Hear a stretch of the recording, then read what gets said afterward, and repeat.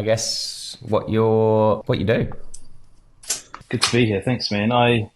Coming to you from Auckland, New Zealand, and I'm a typeface designer essentially, but I run a craft-based design studio. So it's everything from fonts, full font families to little word marks to logos or whatever. But I think, I trained as a graphic designer, and there was this. I always found myself in projects at the sort of tail end of the process, really just crafting things and sort of finding the best version of whatever that project was.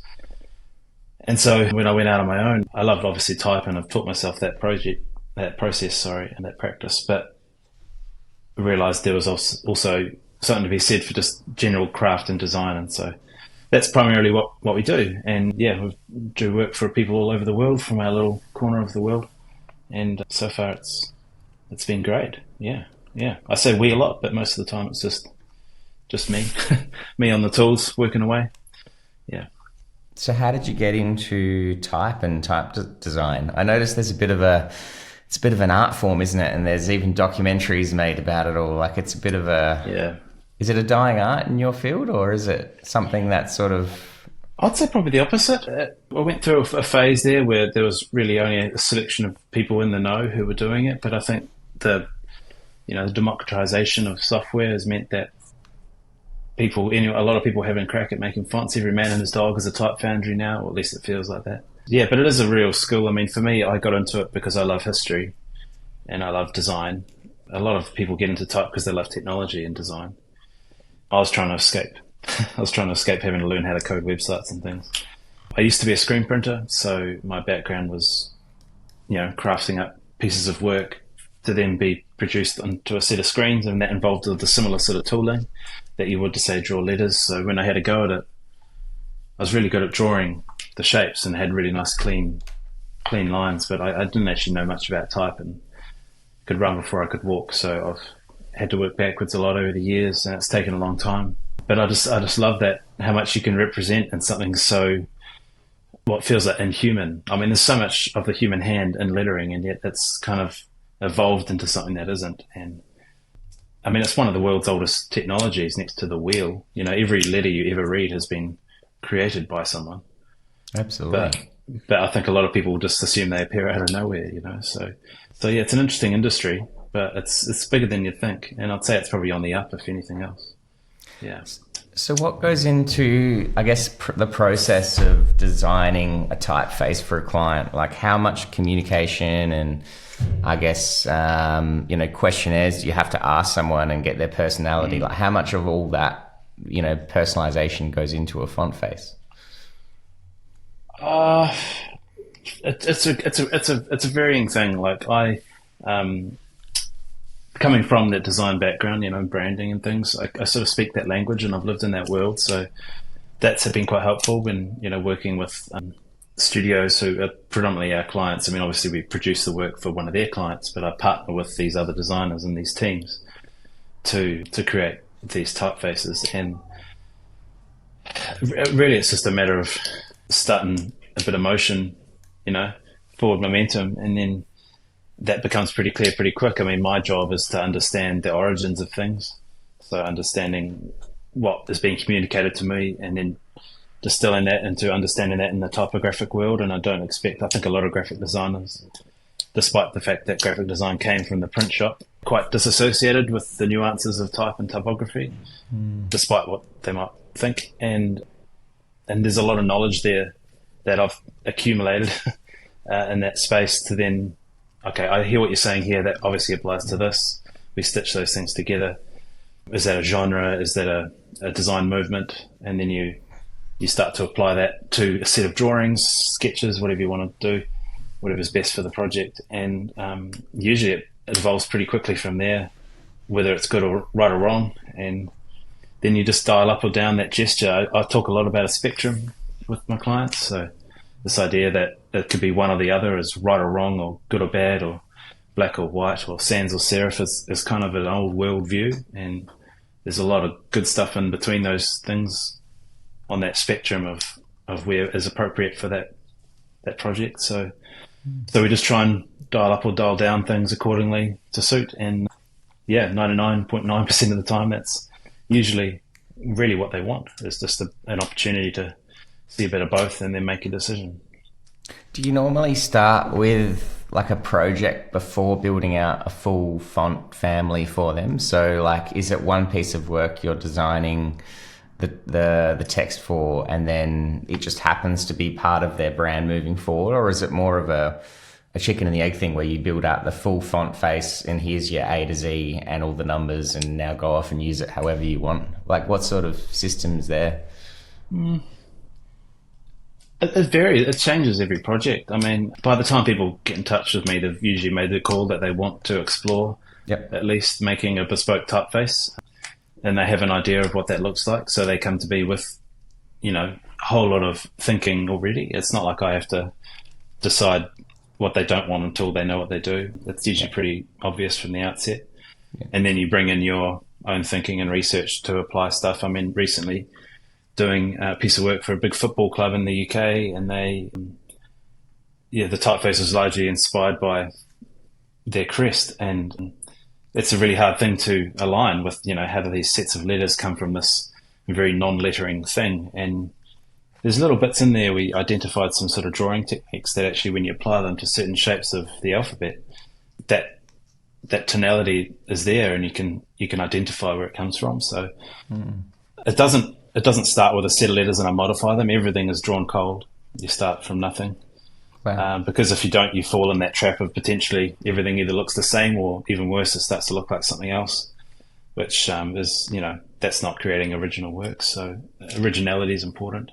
And a lot of people would say, can you do that with fonts? I mean, haven't we made them all? And I mean, you could give different ideas for different songs to different musicians and they'll create something different. So I think it's really in the eye of the beholder, if that's not a cliche term to use. But yeah.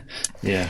Do you feel when you see artwork or design without custom or fonts that align to a brand, does that end up reducing the communication of these pieces? Like, do you see that as they could have used a different font to heighten that emotion or something? Is that something that you see in pieces when you see other people's work? No, not necessarily. I'm not really sort of too analytical about other work out there. I mean, I would always say that there's an opportunity to do something bespoke for someone. But, there are some there's so many amazing typefaces out there that are waiting to be used in a certain way. And I think it's often things can fall into the trap of the Pinterest world or whatever, stuff starts to look on trend. They don't care about what this type says. They care about what they're saying with that type and whether it looks like this other thing that belongs to that same sector, And so it's really interesting when custom type comes into the mix, how you can disrupt, for want of a better term, the norm, so to speak. And at least there's some pretty interesting results. So if anything, it's more like, that's not good or bad. It's just like, that was a missed opportunity. You could have done this with it, perhaps. Jaguar logo, for example. Just hire a type designer. Would have been one. But yeah, something like that. Yeah. In terms of when you are just designing fonts for people, do you ever get clients sort of ask for something that is visually beautiful but potentially doesn't communicate what it's saying very well? In terms of like, there's so many fonts that are hard to read, or they might be hard to read for a reason. Is there reasoning behind some of those decisions, or?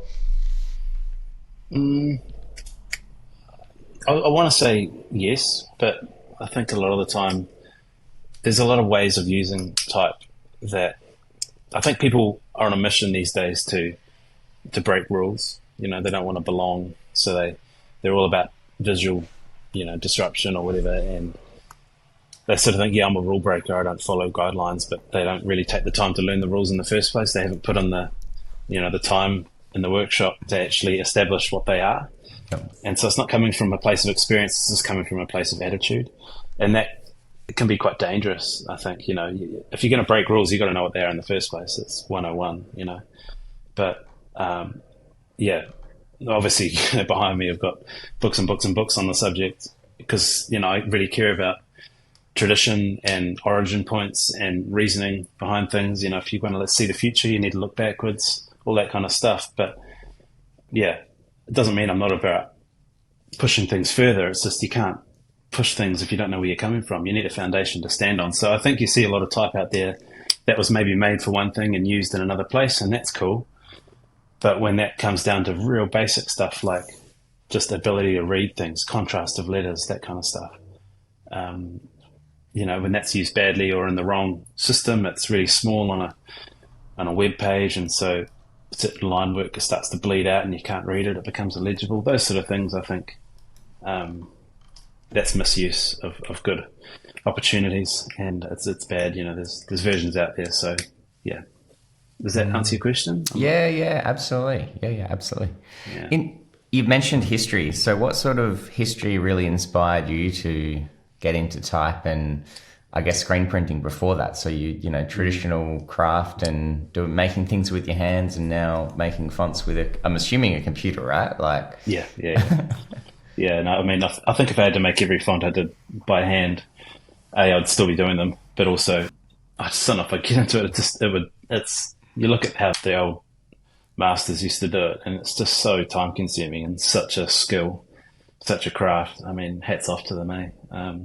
We're so lucky to have computers now just to smash things out. No, I got into screen printing because I wanted to play music. I was always a guitarist and would play in various bands. And one day I went into this print shop to get some shirts done, and for some merch for one of the bands I was in, and I ended up being offered a job just on the tools helping create negatives for printing, and it all kind of rolled in from there. And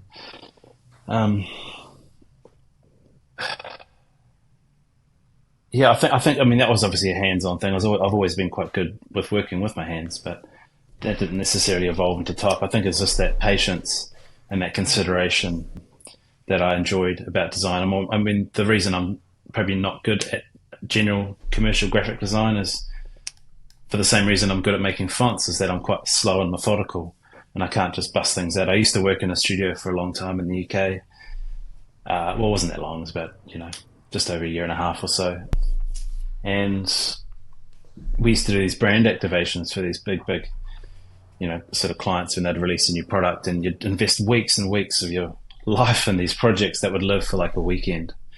And that was just so, I just didn't like that at all. Obviously, it was work and I needed to, and it's not like I disrespected the brands or the people I was doing the work with or anything like that. They're fantastic. It's just, that is not helping the world to me. And I love design that's going to live longer than me. Wouldn't that be cool? So fonts probably help speak that a bit more. Do you have any claim to fames? Like, have you got fonts, out and about that you're most proud of that, unlike the Jaguar font, obviously, but maybe something similar? To be fair, I haven't actually done much reading on that subject, so I shouldn't bag on things before I know the details. Maybe they did. Maybe it's a designer I really respected. Maybe it was a bad brief. I don't know. Maybe it's going to actually be amazing. Who knows? Maybe it was the client decision to steer it that way. Who knows? Absolutely. Yeah. Maybe there's too many cooks in the kitchen, because that certainly is a factor these days. No, yeah, definitely some big projects out in the world. I've done, I did heaps of work with FIFA for all I did the Women's World Cup, done some of their master brand work, and just last week I drew the TikTok logo.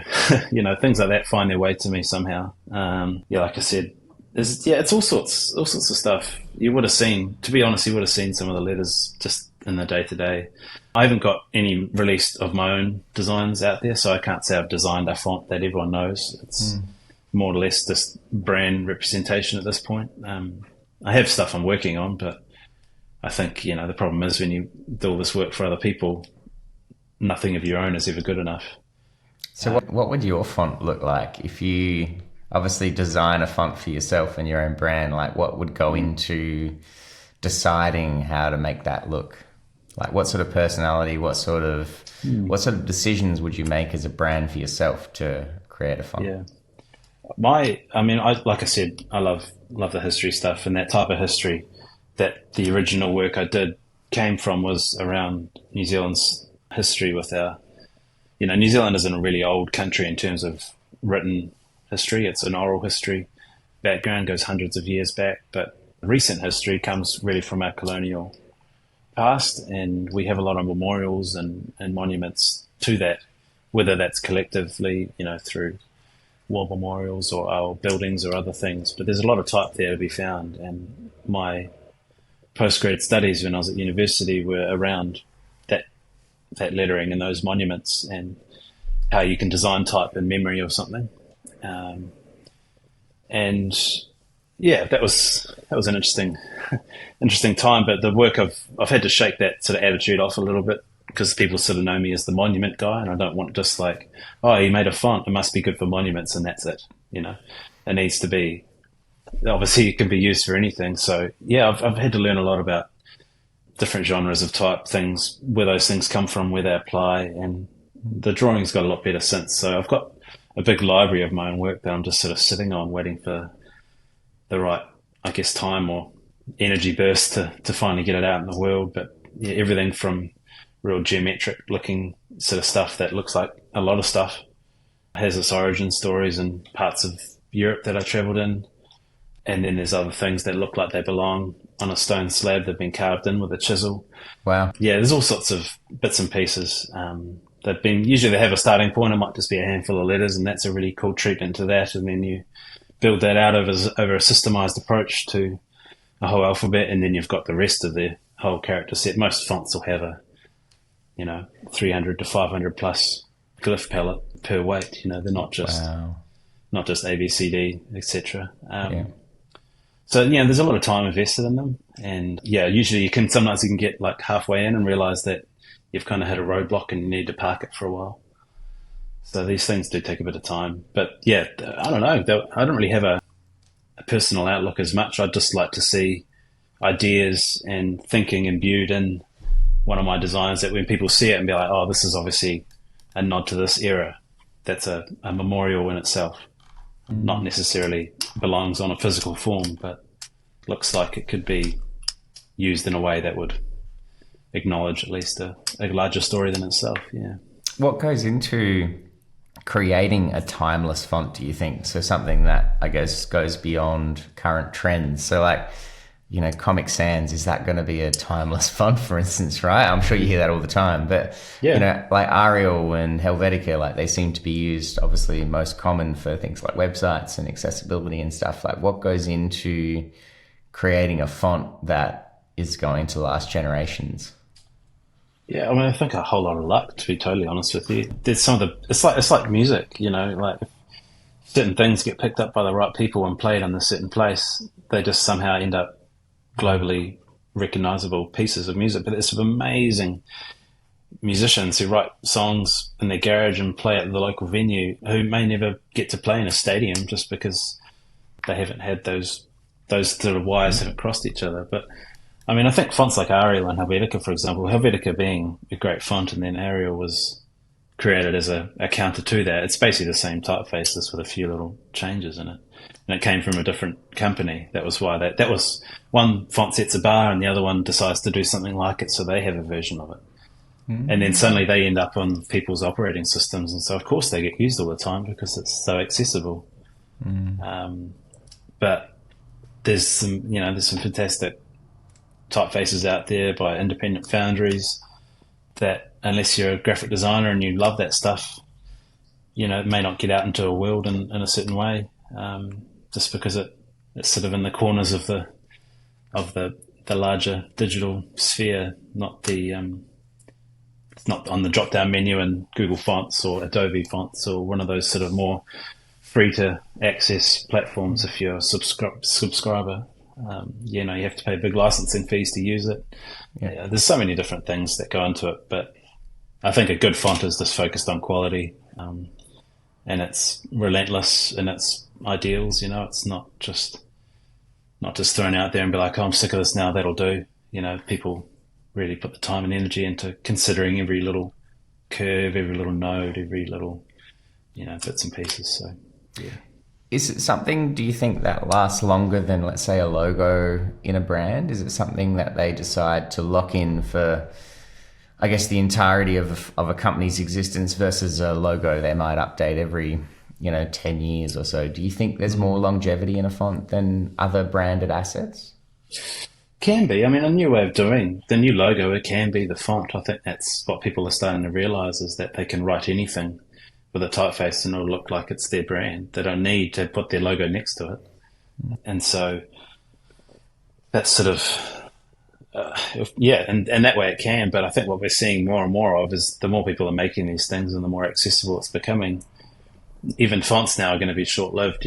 Some of the brands I've done have already rebranded again since, using different type. So, it's always a bit painful because, you put so much time and effort into these things. But, if they've got the dollars to pay for it, they'll just keep doing it again. And that's just another asset to their brand arsenal, not necessarily a more important one. Or, if you do it really, really well and that's working for them, why would they go change it? They might change other things like color palettes or photography, etc. But, it's kind of the new logo itself. So sometimes it doesn't even have a logo to live next to it to compare with. And how do you go getting work outside of New Zealand? I guess you are somewhat remote there, right? Like New Zealand is in the middle of the ocean, obviously. But how do you go getting your brand and your skill sets out to the rest of the world? It sounds like you've got a few international clients in that space. How have you done that? To be honest, I haven't really, made a real mission to go try it. Just people have just sort of found me. It's usually by word of mouth, I suppose, but I've been really lucky. I mean, a couple of early on, some really, people I really admire who work in the same industry were approached for work. And they said, "Oh, look, I'm not taking on commissions right now, but you should talk to Al." Things like that were obviously super helpful. Some of the favourite projects we've done have come by way of that.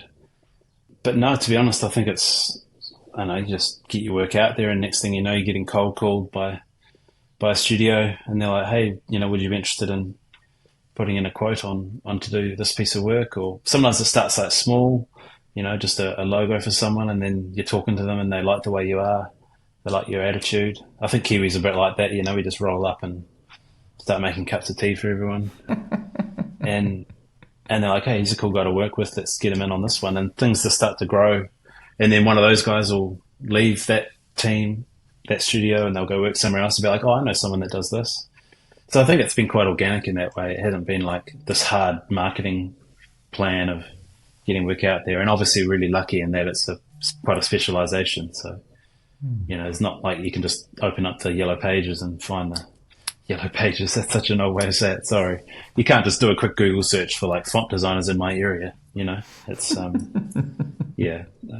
usually if you know someone and they're working well, then you'll keep working with them again. Yeah. Yeah. I kind of want to go to Google now and say font designers in my area just to see. I haven't tried it. Maybe my address comes up. That'd be weird. Yeah. I mean, there's plenty of amazing type designers in New Zealand. There's only me and a handful of others who actually live and work here. And I think to make a living, you kind of have to have a bit of international work going on because, it's not really sustainable just from a New Zealand point of view to expect to own that market. And there's not really maybe the scale of projects that would permit that kind of budget to be allocated in that timeline, that kind of thing. They're not overly expensive. It just takes time to make a font. That's the end of it. So you can't book in a photo shoot for a day and have a great arsenal of photos. Can't book in a font designer for a day and have a great font. It takes months to do it well. It takes months. Wow.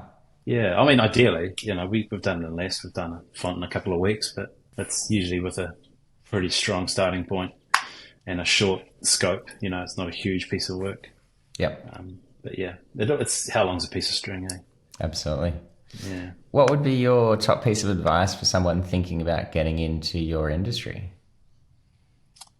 I would say probably just don't be hard on yourself. Don't think you need to just quit your job and I'm going to do it now and then wait for work to find you. There's nothing wrong with moonlighting. I did it for years just for myself, just learning the craft. I decided what I wanted to do and I took time to get good enough at it. And before I quit my day job, I didn't just sort of like, I think there's this attitude that's like, I want to do this, I don't want to do that anymore. So I'm going to go do that. and then trying to make that work that's quite a tough ask, especially with something like fonts where you can't just, those little flyers where you pull a tab off with a phone number on it. It's like, you can't just do a poster run around the local streets and be like, hey, I'm making fonts, anyone need help? Yeah. A letterbox drop or something. Is there a market for people getting into those online font sales? Or is that or is it a bit difficult to get into that space? I imagine it's similar to courses. It might be a bit of a flooded market and difficult to get substantial sales out of those things, right? I don't think it's hard to get in. I think, if you've got a good font design, you can send it, an idea even, and you can get foundries on board who want to release it for you. But then whether that actually sells or not is another thing, right? Just because it exists doesn't mean it's going to... It's one thing to make a font, it's another thing to sell it. And I've not personally had the experience in doing the latter, but I know that big foundries will invest a lot of money in marketing just to let people know that, hey, I've made this thing. And if it's another, neo-grotesque or whatever that is of the trend, then why would people just find it? You've got to get in front of them, and that usually comes by way of a big project or something. So there is definitely a market. People should, if they're interested in it, have a crack. Don't hold back. But I'm not trying to put anyone off. It's just, the reality is it's not like, I've got a wife and 2 kids. I can't just put all my eggs in that thing and expect the money to come my way. I've got to be a bit more resourceful than that. Yeah. And pick my battles. Yeah. How have you diversified your business to, I guess, be a little bit more safe in that regard? You don't obviously want to take big risks. You've got a few irons in the fire, so to speak. What have you done in your business to, I guess, counteract some of those worries? Probably just scale of projects. Like we have, every year we'll do 2 or 3 really big projects, big fonts, big master families, big brands. And while you're chipping away at those, we get a lot of little smaller projects just come in and out over, you charge by the hour kind of thing. And that just keeps the wheels oiled basically, and you just keep rolling along. You have lean years and you have fat years. It's been a tough time the last 12 months. Not as hard as some other people I know in the design industry in general. So hopefully 2025 looks better overall. But yeah, it's not like when I say we and we've got a name and everything, at the end of the day, it's just me. But I think Monolith sounded cooler than Alistair McCready, So I'm like a glorified contractor. Like if I'm really humble about it, I'm not trying to suggest that I'm killing it or anything like that. We're just trying to make a put food on the table like anyone else. But it is a business and it is growing and it's feeling really positive. But most of the time, that I think we're just trying to have a really good attitude to the work we're doing. And when the projects come in, don't say no as readily. Think about it. Is it worth doing? Can we fit it in? Can we make it happen? Because then you become reliable and that helps. Yeah, people want to have a guy they can rely on, or girl. Yeah.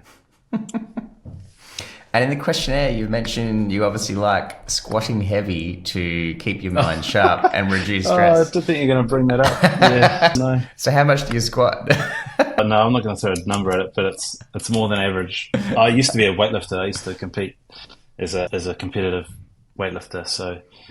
But I had an injury early on in my design school days, so I decided to stop competing and just focused on my studies. And it was probably the best thing because I was never going to be anything great, but I still have to do that. I have to do something totally polar opposite to what I'm doing, sitting at my desk working on fonts. I have to go and put some loud music on, and whether that's a run or throwing some tin around or something. I'm not like a gym bunny or anything like that, but I go to a gym that's just basically a concrete box with a bunch of it looks like a dungeon. I love it, it's good for me to break a sweat, but everyone has something, right? Yeah. It could be yoga, or it could be just have to do something different, Absolutely. Yeah.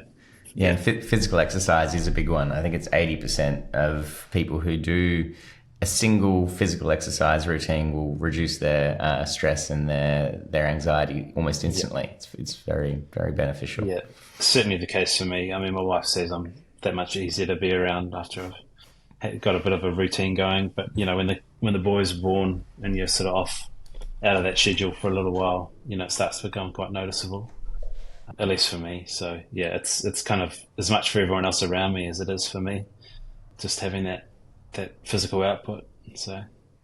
So loaded question. What is your favorite font? Oh man, what's your favorite color? Like, it just depends. It depends on the purpose for it. I have some fonts I really think are pretty special. But yeah, they're not necessarily means they're the ones I'm always going to use for things, Yeah, I haven't actually bought a font in a long time because I've been making my own, obviously. So, but I'm not quick to judge other people's fonts either. Like you say, Comic Sans, I actually think that's actually an amazing piece of work because of what it was made for. If you think about the origin point of it, that designer really nailed the brief, But what was the origin point of Comic Sans? Was it a comic book or? It was for, do you remember there was a little, I think it was like a dog or a paperclip or something, maybe a dog, in the Microsoft platform that would pop up and be like a little helper for like, how to open a new document, all that kind of stuff. It was made as like a little speech bubble font for him. So if you think about that, like smashed it. And then somewhere along the line, someone decided to set a book in it and put a rainbow gradient through it and just make it this kind of awful beast that it was never meant to be. And it's got all this hate now, but the designer, like, I've got a book about him somewhere on the shelf. He totally nailed it. And I mean, I wouldn't say I love Comic Sans, don't get me wrong. It's not like, it's a bit of a ubiquitous font. It's everywhere. But there's some others, some low-key ones I see. I'm just like, oh, that's really clever. There's another New Zealand type designer here, Chris Salisbury, Klim type founder, who's a absolute weapon in the industry. People come the world over. I travelled throughout the world, and I'd say design in New Zealand, and everyone's like, "Oh, do you know Chris Salisbury? He's like a bit of a legend." And we've become mates. Like I've told him that, and he sort of scoffs it off. But he's done some types that aren't maybe his big sellers, but to me it is super, super clever. He does this amazing practice of he pulls in different genres and finds the best versions of those and sort of creates his version of that genre, not of that design, but of that that sort of canon. And yeah, it's just a really clever what he does. You see it, and you're like, oh yeah, that does look like the best parts of everything in that thing. And to me, that's a real skill to be able to do that. And then there's some other designers overseas, things like that. A guy I work closely with in the UK, I know well, we chat most days. Jeremy Tankard, he's an amazing type designer from way back, and his approach and his attitude to his line work is quite unique. And I didn't recognize that at first. I wasn't really clear enough, but now that my eye has got better, I can always tell when he's drawn something. I thought, oh yeah, that looks like Jeremy's work. And I really love that about him. It's got a stamp on things, even though they are very usable, very, it's like presence through absence, I suppose. He's not there, but as being well versed on his work, I can see his hand in it. Yeah, a signature tell or something. Yeah, but to the naked eye, they wouldn't see it. They just see good work, and I think that's probably a good trademark. I don't think any designer can really remove themselves from a design. They can try, but sometimes the practice of trying to make something completely blank and, what's the word? Having no personality, completely neutral. That whole idea in itself is of the designer. So, yeah, I don't know if you can actually. You'll always see a certain hand in it, and I look for people's hands in certain work, yeah. It all sounds like a bit of a solitary sort of career path in terms of your networking and, I guess expanding your network of similar people or agencies you work with. What have you done in that space to really get out there and beyond? I know you've spoke at the design conference last year or the year before. Yeah. Sorry, is that part of your master plan of like getting out and about and meeting people? I mean, certainly no master plan, if I'm totally honest with you. There probably should be. But no, I have worked in Type Foundry studios before where there are big teams, like any other design studio. So it's not always just a solitary thing. I think for at least where I'm at this point in time, it's generally just me. But I have other people I work with sometimes if the project needs more hands on it. There is a small network of other people doing very similar things to what I'm doing here, so it's not completely, solo days. Some weeks I haven't realised I haven't actually left the house. I need to get out and do things. But then other days you're just like, all you're craving is just the chance to sit alone in your room and draw some letters. So there's equal parts of everything. Like, it's just another design process like anything else. It just takes a bit of time and you need a bit of momentum. You can't just sort of spend 10 minutes on something and expect it to go anywhere. You have to sort of spend hours on stuff to do a deep dive and then come back out for a bit of a rest. So finding that time to do those deep dives is kind of the trick. But then on either side of that, you have meetings and you have other vocations. You get out and do things, and obviously stuff like the conference was so good just to get to know a lot of people that I maybe knew of or admired their work really, closely, and suddenly we're on the same talking bill. So you have these conversations. That's cool, but no real, I wouldn't say any major projects at this point have really come from that, other than just a bit of exposure, and that's cool. Yeah, because everyone has their way of doing things, right? So nice to get my way out there. I would have thought it's a really good opportunity for you to expand your network, obviously speaking to a bunch of designers who potentially could use your skill set in the future. So you'd think that you'd get quite a bit out of that, that's for sure. Yeah, I mean, certainly promoted some really amazing conversations. I think, I mean, I was the only type guy there. I think Matt does that. He sort of pulls in someone who's sort of maybe from that world a little bit. And that was cool. It was nice to be there. But those are big shoes to fill, because they've had some pretty big players in the past. And so, like I said before, if you know someone and you like working with them, you don't just keep trying different people, right? You like to, maybe they're not right for the project, but with something like Type, there's usually a method to the madness, and you like the way that person does it more. So you just keep working with them. But I use that talk. It was nice to get my way of doing things out there. And, I mean, when I say nothing really has come from it, that's not true. Heaps of good stuff's come from it. But I didn't do it to try and get anything out of it. I did it because I was just happy to go share and hang out for a little bit. And Brisbane's a cool city. Nice to go back. And took the family over. It was good. It was a really, really, really great time. Yeah.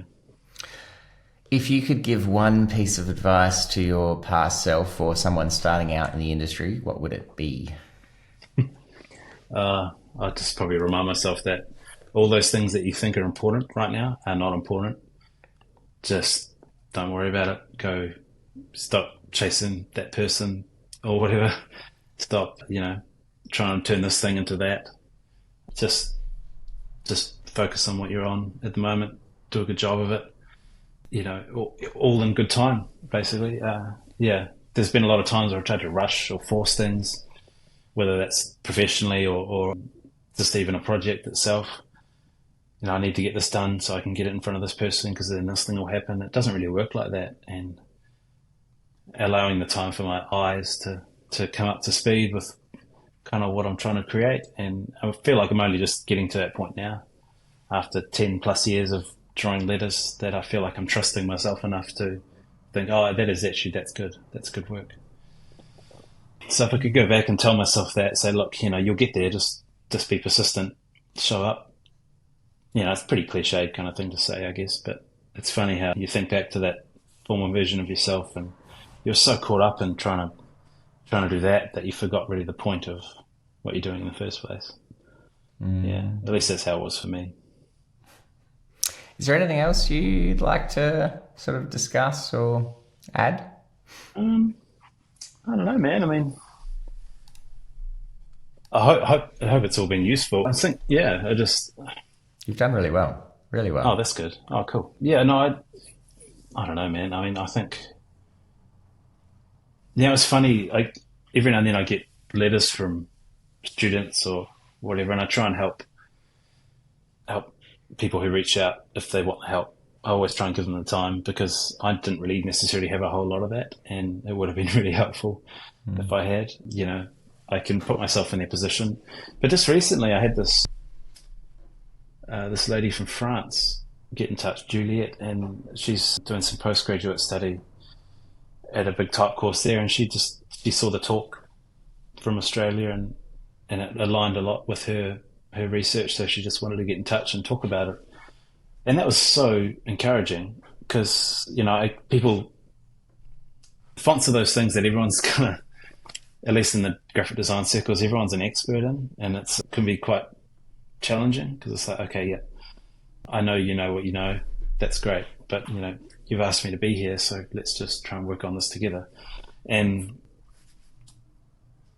sometimes people see your work and they just say, I love typography, so I want to work with you, and that's fantastic. But it's rare that people say, hey, I've seen your attitude to your approach and your personal output and things like that really inspired me, and I want to do more of that. So that was really special. She was really interested in the history and the monuments, and we've had this back and forth about, the relationship between architecture and type design. And yeah, I'd like to be doing more of that. I think that would be pretty cool to see, right? Like, wouldn't that be cool?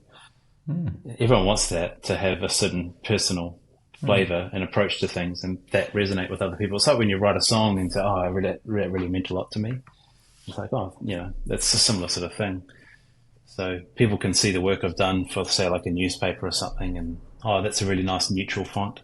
You did really well at that design brief. Or they could see, oh, I saw that thing that is why you get out of bed every day, and I really like it too, and, I want to know more about it. Like, that's quite meaningful. So, do you think that might be an industry-wide thing in your space? Like, I guess, if it was an agency who created something, they'd obviously stand at the top of the tallest building and shout it to every other person in the world that we created this amazing thing. But obviously the person who maybe made the font for that piece of creative doesn't necessarily get tagged along on that journey. Do you think there's a bit of a trend there maybe for like that your industry doesn't have that requirement or desire to shout things at the top of their lungs like, this is this amazing thing I've created? I mean, this part of it's probably a Kiwi thing too. We don't really like to boast about ourselves, but we also love to put each other down. So the design industry can be quite nasty, eh? Yeah. I'm not sure. I mean, I know some people who will do a piece of work that took them a weekend and be like, hey, check out this amazing thing I've done, just putting it out there. And that's like, yeah, stoked for you. That's great. But, I'm working on stuff that I've been on for years, and I'm just like, it's not good enough. And that's equally bad as well. So there's a point where you have to, acknowledge your wins and keep moving forward. But I'm almost nervous to rest on my laurels. I never, any awards you win or, piece of work that makes it out into the world and it's big, large scale, and everyone's like, oh man, congrats, that's so great. I'm like, oh, thanks. It was just another project. And they think I'm putting myself down, but it's not that at all. It's just, I'm aware it's cool, but there's more work to be done, The best is yet to come. And if I sit back and think like, oh yeah, I smashed that, I'm so good. Like, what's that saying about you and your design approach? Like, if you ever talk to a type designer who talks about how good they are, they're probably not very good. That's, we're all trying to learn, and we're all aware of how much we have to learn. Yeah. So I don't know if that's relevant to what you mentioned or not, but very humbling. Yeah. I think it's a great attitude. You're only as good as your last piece of work, and there's always better work to be done. So yeah. And I've got things on my list that I want to smash out one day, and I haven't done those. So why am I going to sit back now and think about how well I'm doing? I've got no time for that. And I personally, I think I'm actually, I know, some people are like, oh man, you're doing so well. Like, you've got to be like the best in the world. I'm just like, that just shows to me how much you do not know about what I do, because I'm nowhere near that. Why do you even talk like that? Like, no one, like, I did a good job of that project, but that's, like you say, you're only as good as your last one. And I don't know, just design's about making the world a better place or leaving it better than how you found it. So before you do anything, maybe I'm more focused on just trying to be nice to people. I think that goes a long way. A lot of designers can be a little bit arrogant, a little bit opinionated, and I'd rather not fit into that mold. I want to, I've always thought myself, I want to be a designer in communities, not in a community of designers. Like, I don't want to just hang around other designers and critique things. I'd rather go and do other stuff. Like, I'm really involved with in New Zealand, we have the New Zealand Warbirds. It's like a bunch of old guys flying old planes, and like, I can't fly, but I could, think I know about fonts. I know more about planes, and I know I'm just the resident designer guy sitting in the corner there, and so that when they need help with some letters on the side of one of their planes, maybe they might give it to me. It's like, I just, I love that stuff, and that those go to some pretty meaningful places, those conversations. So yeah, I think that's quite important to have. Do you think there's some I guess space in the world where you think typography is underrated? So I'm just thinking out loud here, but like you mentioned, obviously aircraft lettering, but like, license plates for cars. Like, what is the most, I guess space in the world for the greatest potential of type that may be untapped at right now? Oh, that's a big one. All those number plates, that's quite a tough brief, right? And someone had to design those letters. And I think, if you probably go back, and I don't know the deep ins and outs of it, but there's probably some pretty robust research and process that was done to create those shapes. So I'm not going to roll up and suggest I could do a better job, or I don't think anyone should without knowing the facts. But there's time for, you look at a bus timetable, like that's a pretty important place to get it right, and it's all on a phone now, it's all on an app, right? But, you can imagine someone back in the day standing at a bus stop looking at this printed sheet of paper, trying to make sense of things. And if the design's not doing well, if the fonts aren't doing well, then it's a bit chaotic and it's going to lead to a pretty unpleasant experience. Think about wayfinding in a hospital, like how you design and shape those letters can do a lot for someone who's potentially in a really, really tough spot at that time. So I think sometimes it's about environments, not necessarily about industries. Especially when, I think it's 30% of Australian population don't speak English as a first language. So, the fonts, especially in hospitals, need to be easily translated and potentially transcend language, which does make choices around legibility quite difficult, I'm assuming. Yeah, it does. It really does. And considering the fact that sometimes you don't see things, you don't stand and look and read something, you see it at a glance and keep moving. So legibility in that aspect, when you're moving across it, is just as important. So yeah, to put a script font in a wayfinding scenario would be a terrible idea. But then, English speaking, the Latin character set, what we know as A to Z, that's actually a percentage of the world understands those letters. A larger percentage reads other scripts altogether. Think of India, think of China, think of parts of the Middle East. All of those systems have their nuances, and they're just as important, if not more important, than what we think of as A to Z. So we're playing a very small part in a very large, I guess, typographic ecosystem, and and then the percentage of type design out there is for Latin-based alphabets, not there's only a comparatively small number of really, really good quality Arabic fonts out there in comparison to, say, stuff for the English language. Do you think that iconography is going to end up bleeding into font design to some extent in the near future? Like, people's literacy levels are obviously dropping, and we are relying more on icons than we are for other things, words occasionally now, right, in certain aspects. So do you think that as a font designer, you're going to end up having to throw in icons and stuff into your fonts almost in the near future? Do you think that's a thing? I actually already am. I'm doing it now. It already has happening. And the emoji characters are built on the same code, I guess, platform Unicode as any character. They're considered a font. They're written in the same font software. They're just SVG format. It's just a different design format. But it's essentially type design. And a few years ago, I was judging the type design categories for D&AD, and we gave the top award that we could to a set of characters, to a set of icons, not to an alphabet, because that's type design in its real basic form. And to be honest, most of the world can speak that language. It's like a universal alphabet almost. And so it's a pretty important space to be in. And, it's only really probably in the last 10 years or so, people are really starting to push the boundaries on what's possible with not just the design of those forms, but also the technology that's driving them. So I think, we're seeing a lot more going into font-based programs, whether that's a whole new font as part of a bigger family or if it's extra characters added to an existing character set. It does. Yeah, I'm doing it a bit at the moment. I've just been asked to quote on another really big project, and I'm not sure how I'm going to do it because I'm not sure how their icons are going to fit onto that Unicode table. So it's always a challenge.